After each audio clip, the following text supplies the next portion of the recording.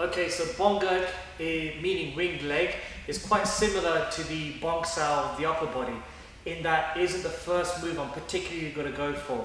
It's not a block, like the Bong Sao, where I'm just looking to go shin on shin Thai boxing style. Okay, so what happens there is my opponent has kicked the inside of the leg, right? So as he gives me this kick over here, I'm delivering the Bong Sao like so. Okay, but if I could help it, if I was a little bit further away and I have the time and he delivers the kick, I'd much prefer to give him the kick, come forward and deliver punches to the upper gates over here. But let's just say that I'm too late or I'm too close.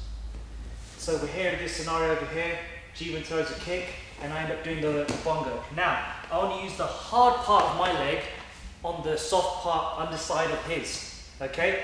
So either I can use my shin or even the top of the ankle over here. And I can either aim for his hamstring or going further down towards his calf over here, right? So this way I'm able to diminish the effects of his kick or deflect it, and maybe even cause some pain whilst protecting any kind of vital areas, and I'm still able to go forward and punch it with no issues over here. In the Wing Chun system, they like to say that the legs defend the legs and the arms defend the arms. It makes sense if you think about it. If I get kicked, I'm not going to use like a karate style block. You know, no disrespect to karate, but I'm not going to do this style of block where I'm going to break my arm and then he can hit me in the head. Or I may successfully defend his leg attack and he can come and attack me up top over here. Okay? So some other scenarios where I can use the Bong Girk. It all depends on what distance I am from my opponent. So if I'm a little bit closer, maybe we're in this situation over here where our feet are close or actually touching. He decides to give me a sneaky kick either to my groin or my other leg. I can feel it, and I can stick with him and deflect it and then carry on the same as I did before. We could also be in this scenario where we're in a clinch distance over here. So as he gives me the knee, he starts to pull me down and deliver a knee to my body. I can again, in this situation, I definitely want to keep contact with his leg. As he gives me the knee, I can now deflect it, give him a counter kick or step down the knee, whichever I want to do, however I want to follow up. Okay, so these are, depending on the distances, some ideas on how to use the Bong Girk. Now, there are some ways that are like last second, last ditch attempts to defend myself. So for instance, we could be in a street situation, we're talking, this guy is an experienced street fighter and he's decided to maybe throw a kick to my groin over here. There's nothing wrong with literally, as I get kicked, throwing like a knee-jerk reaction, literally a knee-jerk reaction where this movement is happening. This is still a Bong Girk. Okay, it's not ideal, but it stops me from getting hurt. So I can literally just defend myself, carry on with punching up here. Now, there's one situation that I like to use the Bong Girk as well. In our particular style of Wing Chun, we do a lot of pressure testing and a lot of sparring. And depending on how good his timing is and how well versed he is in sparring and full contact fighting, there is a likelihood that he's going to kick me, right? And we're going to be in this situation where the kick is coming and we're here and it's too late. I've just seen it now.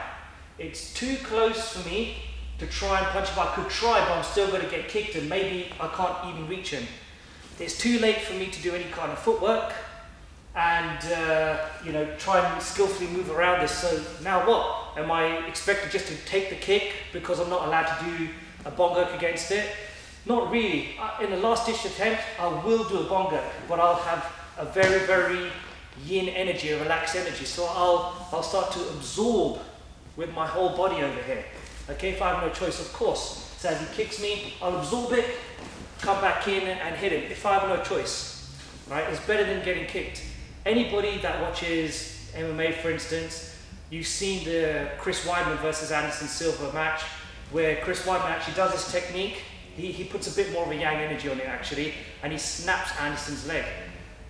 You know, sometimes even in the sparring situation, I will give a bit of a shock to his leg because, yeah, it may hurt me, but it's going to hurt him a lot more if I use the right part of my conditioned shin on the weak part of his. Of course, this isn't what I want to do initially. If he kicks me, ideal situation, okay? But I've got no choice, I will absorb and carry on and hit him up here. Now, some exercises in order to develop the Bong Girk, because if you've just started Wing Chun, you may lack the dexterity in the hips, knees and ankles. So an exercise I like to do is the shin box switch. Okay, so if I get Jeevan down here, he sits down over here and he has his legs in a 90 degrees position. Okay, sole of his feet on his knee and the other foot folded to the rear, and both of his sits bones on the floor. From here, yeah, if you could rotate for me. If you go back to the shin box, the outside, yeah. And now what he's going to do is keep his chest high, both his sits bones on the floor. He will now go to the mid position where he exhales. Both his feet are on the floor over here, and he's in this midpoint in the shin box switch. He will now drop his left knee to the floor and his right knee. So now he's changed from one side to the other. So he's in the 90 position over here. Okay? And when you're working on the mobility, all he's going to do is just go from the left to the right.